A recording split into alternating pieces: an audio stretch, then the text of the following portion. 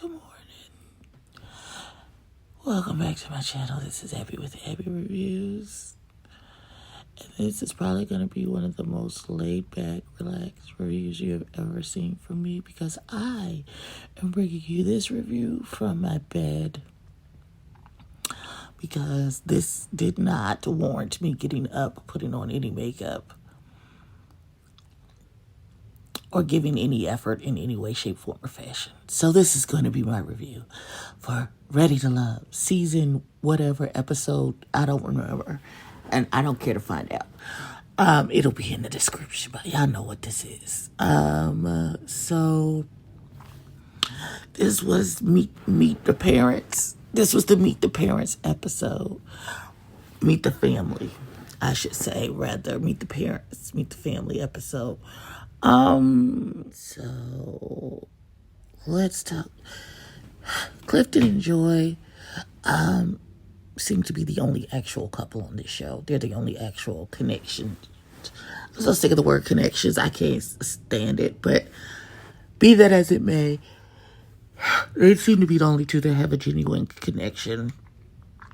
Carmen and what's that baby's name? Donovan? Kind of, sort of, but I don't know, really. But, yeah. So, Clifton and Joy met his cousin and his uncle. And the only issue, that went really well, the only issue was she travels for her career. And she's normally gone 6 months out the year. And how are they going to make that work? Being in relation with each other. That is a good question. It's going to come up again next week with her family as well. Well, we gonna see how that goes. So Joy was in there in tears because I don't know why, but because she lives in here, I guess. I don't know, child. I want to care, but I don't. Moving on. Donovan and Carmen. Carmen met Donovan's mama. I kind of had a red flag at first with Donovan's mama, where she was like, "Oh, and nobody's good enough for you." I thought she was one of those mamas, and she might be. She still may have covered it up real cute, but she could be one of those mamas who nobody's good enough for her son, and they stealing her son from her and all that other bullshit. You know, the narcissistic. Yeah, but they ended up getting along. His mama actually really liked her, so it was a good meeting overall. So, mama was like, "Oh, give me your phone number, blah, blah, blah." I was like, okay, Carmen, because she realized how much she had in common with Carmen, being a single mom raising a son, and the daddy I ain't gonna call that boy daddy ain't shit, but that's what it feels like, that the daddy ain't shit. But it was real cute. P.O. brought his brother, Kelvin, I think his name was, to meet Dakia. Dakia, that little sweater dress you had on was super cute, boo. That was the best part of the whole thing. Kelvin is a carbon copy of Paul, who likes to ask a bunch of questions. But Dakia had answers for that ass, so I don't trust and or believe in the situation between Paul and Dakia.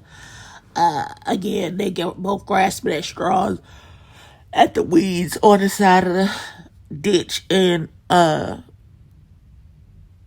only two left to. They feel like the leftover couple. They were the only two left over, and so they gravitated towards each other. That's what it feels like, and now they try to make it work, but far be it from me. Let's see. Sabrina. Miss Sabrina. Let's have a conversation, beloved. Sabrina had a conversation with Donovan after the brunch because he was like, you know, there is some. I think I've been saying this from the beginning, but there's something about Miss Sabrina that doesn't sizzle right, particularly in my spirit, man. But who is me? I'm not trying to date her, so maybe it don't matter that she don't sizzle right. But Miss Sabrina had a conversation with Donovan that did not go well. He said some things to her. He asked her to take accountability for some things and his feelings and how he felt. And she was like, "That's on you, my nigga. I'm not taking accountability for none of that shit. Well, if you don't like it, get the hell on. Be blessed, and I'm out." That's what it felt like. That's how that conversation felt like it went for me. Now, I could be wrong, but that's how that came across to me. Then Miss Ma'am has a conversation with Donovan because Donovan wanted to talk to her before and introduce her to the family introduction. So she had a conversation with Demetrius. They went out to dinner and they had a conversation, and I think we tried to get to the same place. And he said, "Well, my family's coming in town, and I would love for you to meet them." And she was like, "No, I don't think we are in a space where that would be appropriate. I want us to be more sure, solid footing before I meet your family." Perfectly respectable, perfectly fine. Then they get into the conversation. I don't know if this happened before or after that come meet my family question. But about taking his last name, getting married and taking his last name. That thing is tricky. That conversation is tricky. It was easier for me when I got married to just hyphenate my last name.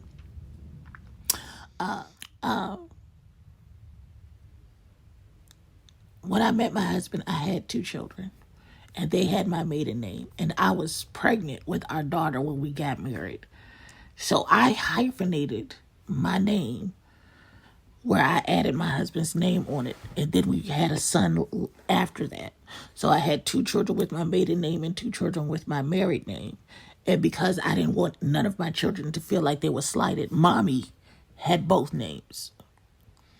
So that was my reasoning for how I did it in my marriage.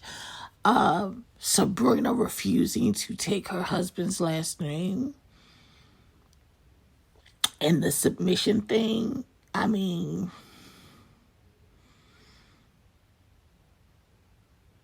it speaks to a trauma for me.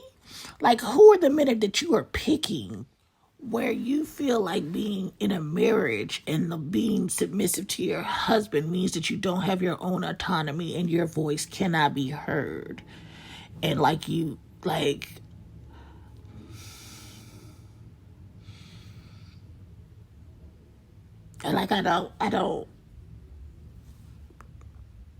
don't have those particular issues. So I'm trying to relate to get in her shoes and feel how she feels, and see her point of view of the situation because it's her experience and it's valid.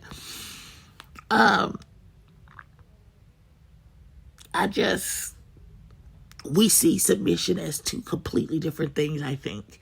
And it is something that is clearly abhorrent to her in her definition of what submissive should mean and look like in a marriage. So Miss Sabrina declined meeting the family, and so the men went to the gentleman's lounge, and Tommy heard what was going on with Demetrius and Sabrina. He giving Paul the stink eye about this relationship with the kid because he was like, "Don't lie to me about this shit." But he said, "I'm gonna keep my good eye on you." And then he told Demetrius to go back and have a conversation with Sabrina. Second conversation at the end of the episode with Sabrina. I felt like Sabrina was over it. She was over Demetrius. She was like, "Clearly you're not my person because you want this submissive wife who wants to take your name and be yours and all." Ain't that the point?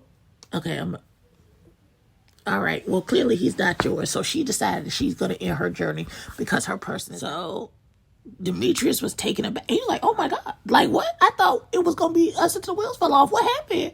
I thought we could work it out. And she was like, yeah, clearly you're not my person. So here's what I'm going to do. I think this stems from the issue. I think because Donovan decided he going to choose Carmen. And now Sabrina went back to Demetrius and was like, I don't really want to be with this nigga.